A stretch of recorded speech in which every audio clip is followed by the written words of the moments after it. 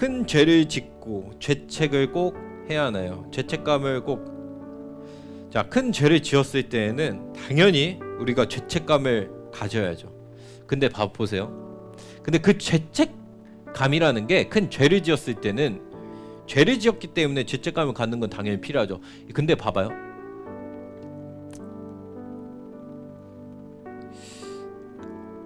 양심이 무뎌진 사람은 죄책감을 가질 수가 없어요. 다시 말하면 양심이라는 게 하나님을 멀리 떠나서 그 마음 자체가 어두워진 사람은 깨달을 수가 없어요. 자신의 큰 죄를 지었다는 것조차도. 누가 그랬으면 다윗이 그랬어. 다윗이 바세바와 이제 바세바를 간음하고 이제 우리아를 죽였을 때 살인 죄를 저질렀음에도 불구하고 나단 선지자가 막 예화를 들어서 얘기할 때 그걸 깨닫지 못하거든요. 양심이 어두워졌기 때문에 깨닫지 못하는 거예요. 근데 죄를 지었을 때는 죄책을 갚는 게 맞죠. 하지만 이 죄책은 어떤 죄책이면 우리를 회개로 이끄는 죄책이에요. 무슨 말인지 이해가요? 우리 자신을 비난하고 우리 자신을 비방하고 그리고 그걸 회개했는데도 불구하고 그걸 또 붙잡고 하는 그런 게 아니라 이 죄책은 하나님 앞에 회개로 이끌어 나가는데 나타나는 선한 양심이지, 그냥 아무 때나 그냥 계속 가지면은 그거는 잘못된 겁니다. 알았죠? 이거 잘 구분해야 돼요. 친구들 중에서 동성애를 하는 친구가 2명 있는데 그 중에서 한 친구는 기독교를 믿는 친구인데 그 친구는 자신이 동성애를 한다는 것에 대해 죄책감을 느끼지 않는데 그 친구를 어떻게 도와줘야 될지 고민이에요. 예수님을 믿는다고 해서도 모두가 죄책감을 가질 수가 없어요. 왜? 이런 그리스도인이 있거든요. 자, 따라해볼까요? 명목상 그리스도인. 다시 또 따라해볼까요? 무늬만 그리스도인. 그리고 명목상 그리스도인이고 무늬만 그리스도인이지 사실 제대로 된 하나님의 말씀 성경을 알지 못하면은 여러분 어떤 일이 발생하면은 죄에 대해서 하나님의 말씀을 기준으로서가 아니라 누구 사람에게 들은 말을 통하여 죄의 기준을 갖게 돼요. 근데 자, 목사님 질문할게요. 죄의 기준을 사람이 선택할까요? 하나님이 선택할까요? 죄의 기준이 사람이에요? 하나님이에요? 하나님이에요. 하나님이기 때문에 동성애라는 것은, 죄라는 것이 구약부터 시작해서 신약까지 계속 나와요. 주구장창 나와요. 계속 나와. 그럼 목사님 어디에요? 엄청 많아. 레이지파에도 그 예전에 그 동성애 관련해가지고 사사기에도 엄청난 사건들이 동성애로 있었고, 그 외에도 동성애 때문에 일어난 일들이 있고, 율법에도 많아요. 남자는 남자끼리 하지 말아야 된다. 그리고 신약에서도 굉장히 로마서 말씀에서도 죄 가운데 빠진 자가 나타나는 게 동성애다라고 하는 것들이 계속 나와요. 그러니까 성경은 분명하게 동성애를 죄라고 얘기해요. 근데 기억해야 되는 것 중에 하나가, 동성애는 죄가 맞아요. 근데 내 친구 중에 동성애자가 있을 수 있을까 없을까? 있어요. 자,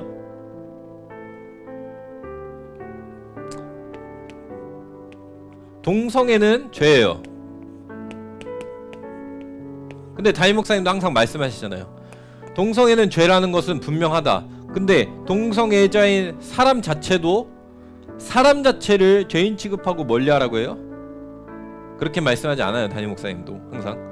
동성애는 죄지만 동성애라는 죄를 지은 사람은 우리가 사랑의 대상으로, 긍휼의 대상으로 함께 중보하고 그 자리에서 나올 수 있게 기도해야 되는 동성애자는 우리가 사랑으로 중보하고 회개할 수 있게 사랑해야 될 대상이고 기도해야 될, 중보할 대상이라는 거예요.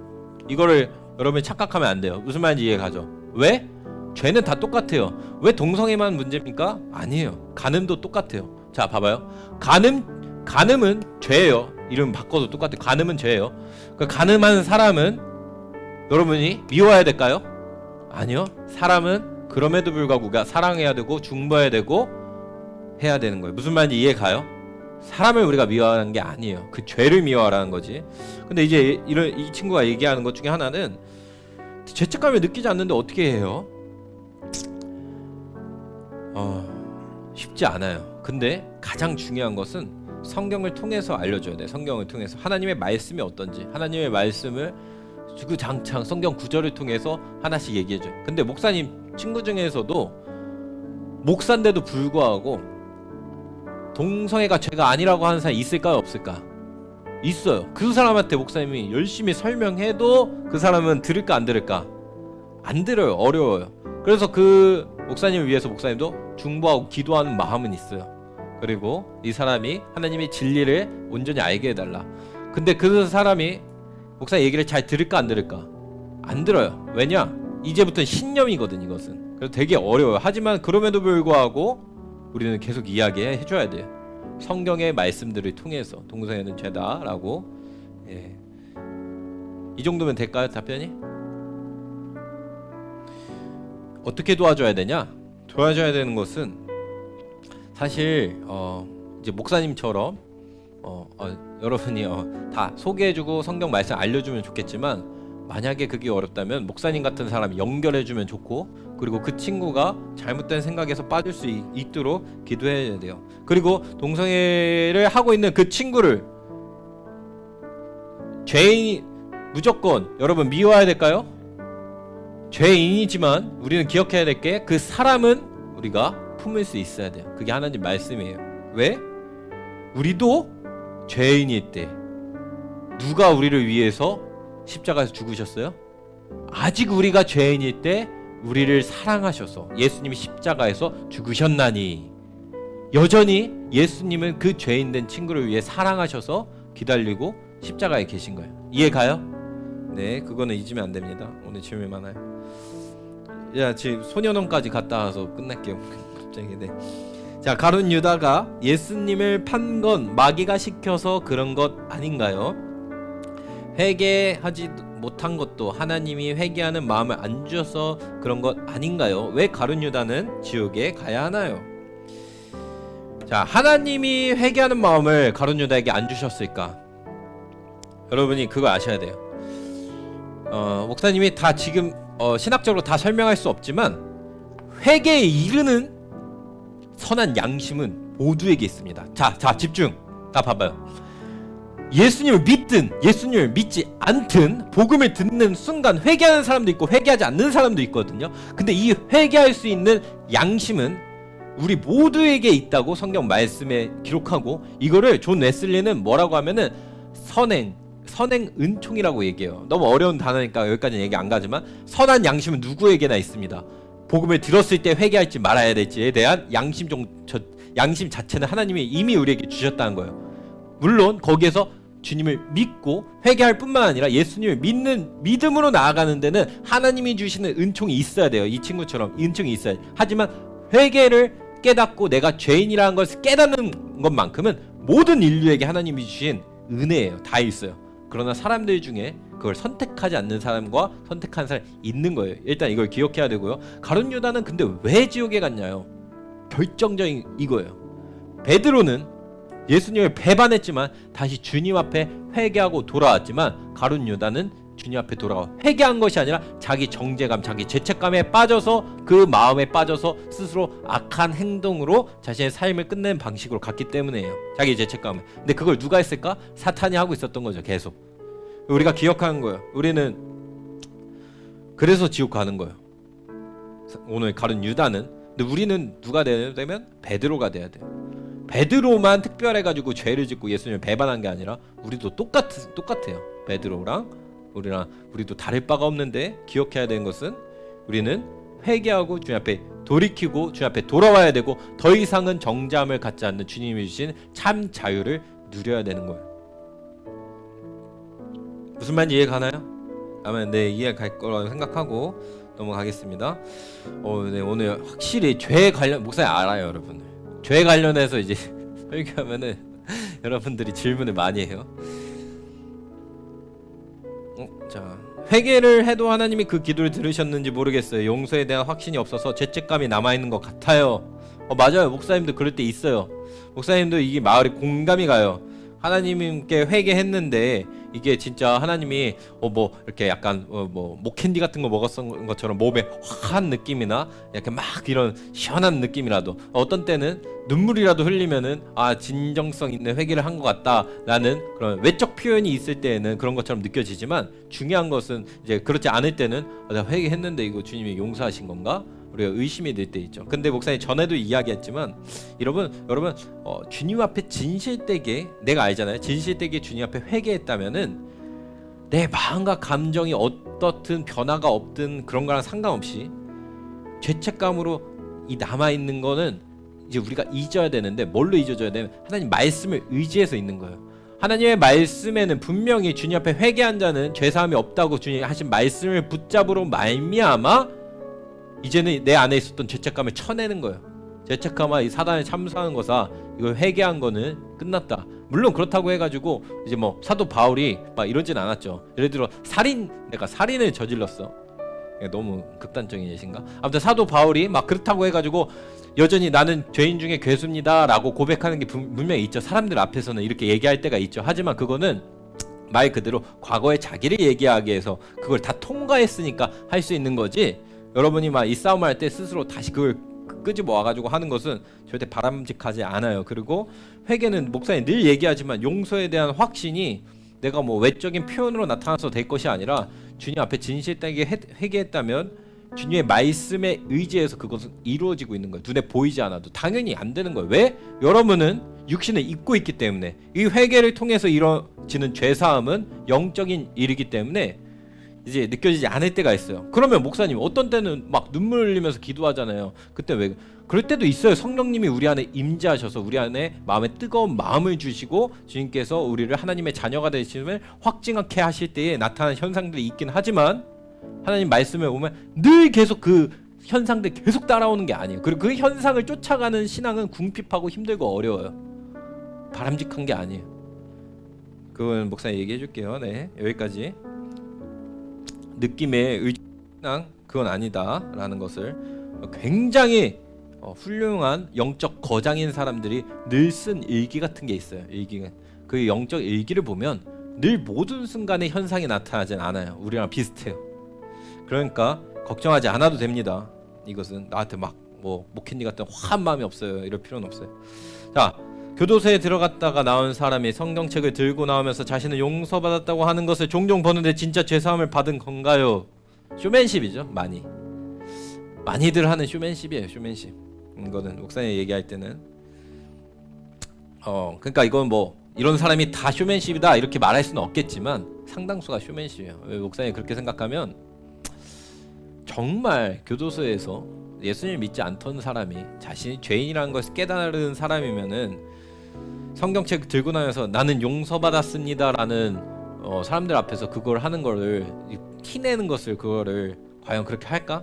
그러니까 예를 들어 막 그런 사람들 있잖아요. 정치인이나 기업인이 나올 때 이제 성경책 들고 나오면서 이렇게 하는 이거는 약간 야 너 교도소 나왔으니까 두부 먹어라 이런 것처럼 하나의 그런 거에 좀 불과하죠. 왜냐하면 누구한테 보여주기 위해서 우리가 주님을 믿고 용서한 것이 아니고 나 용서함 받았다고 누구한테 티내려고 하는 것이 아니거든요. 내가 주님을 믿고 내가 주님 앞에 헌신한 것은 주님 앞에서 1대1로 주님 앞에서 은밀하게 가져야 될 주님과의 관계예요. 남들 앞에서 티내려고 하는 게 아니고 그리고 나 그렇게 나 용서함 받았다고 해서 티내서 뭘 어쩔 건데 라고 한 번 더 생각해 보면 사실 진짜로 혹여나 용서함 받은 사람일지라도 그거는 자제해야 될 행동이라고 봐요. 목사님 무슨 말인지 이해 가요? 진짜로 죄사함 받은 사람이라면 정말 예수님이 영접하는 사람이면 자제해야 될 행동이야. 물론 이럴 수 있겠지. 앞으로 내 평생에 성경책을 떠나지 않겠습니다. 그 이후에도 교도소 나온 이후에도 살 때 계속 성경책을 끼고 살아. 그럼 이해 가지. 아 그냥 그러려는 의도였구나. 근데 보여주기 위한 의도로 하는 거 절대 바람직하지 않습니다. 그거는 이미 뭔가 지금 잘못된 거예요. 마음의 동기가 잘못됐으니까. 소년원 갔다 온 사람은 회개를 해도 안 받아주시나요? 아니죠. 하나님은 받아주십니다. 소년원 갔다 온 사람을 회개해도 받아주세요. 그러나 사회의 정서라는 게 있어요. 사회의 정서에서는 받아들여지는 일이 있고 안 받아들여지는 일이 있을 뿐이에요. 무슨 말인지 이해가요? 사회적으로는 받아들이지 않는 경우도 있는 겁니다. 그거는 그냥 우리가 이해할 뿐이에요. 하지만 하나님은 소년원을 갔다 온 사람도 하나님은 뭐 갔다 왔든 뭐든 하든 주님 앞에 죄를 지었을 때 이미 우리는 우리 가운데 짓는 죄가 엄청 커 보이지만 하나님을 믿지 않는 그 불신앙 자체가 죽을 엄청 큰 죄예요. 그게 말도 안 되는, 그거를 영적으로 우리가 모르고 있어서 그래. 엄청 큰 죄. 이미 하나님을 믿지 않는다는 것 자체, 그 불신앙, 우상 숭배하는 자가 엄청 큰 죄. 하나님 보시기에는 그 외에 지금 우리들이 하는 거는 다 긴가민가 하는데 사람들 사이에서는 용납도 되고 용인이 안 되는 회개도 있고 하는 거예요. 근데 이거는 뭐 우리가 어쩔 수가 없어요. 사회 정서상 안 되는 거를 받아주세요 뭐 이렇게 할 수 있는 건 아니니까.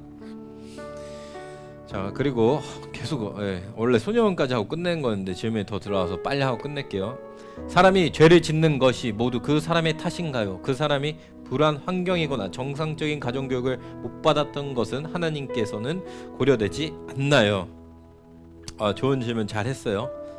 근데 지금 12시 9분인데 무거운 질문, 이거 답변하는 게 긴데 일단은 간단하게 하고 목사님이 다음 주에 할 수 있으면 할게요. 이제 우리가 최소한 이 질응답 시간도 12시 10분까지는 사실 끝내야 되거든요.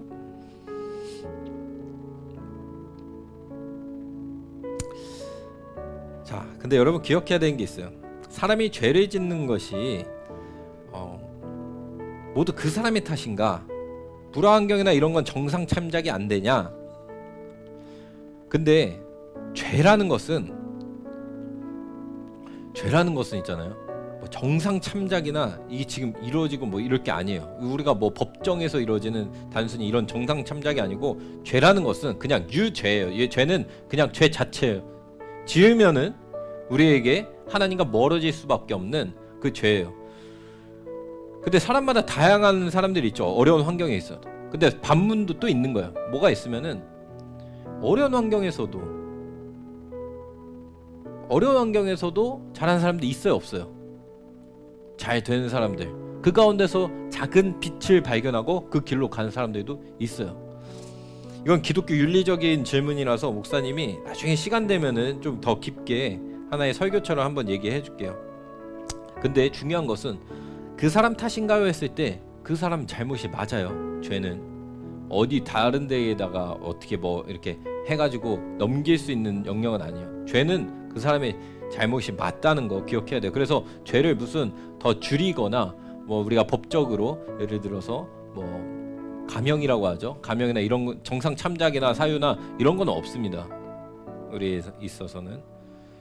나중에 기회 되면은 더 얘기할게요. 마지막 한 거, 이거는 못할 것 같아요. 죄책감이라는 것이 자기를 굽혀서 생긴 일인데 그럼 죄책감이 생기지 않으려면 자신을 굽히면 안 되는 걸까? 또 되게 중요한 거네요. 중요한 거지만 어쨌든 시간이 다 됐으니까 오늘 질의응답 마치고 다음 주에 또 천국에 갈 수 있는 가능성은 다르다고 생각이 돼요. 목사님, 아들로 태어난 사람은 스니 아내보다 태어난 사람보다 천국에 갈 확률이 훨씬 크지 않나요? 오늘 약간 질문이 엄청 열심히 나와서 되게 좋네요. 그러면 좀 이거 지금 할까?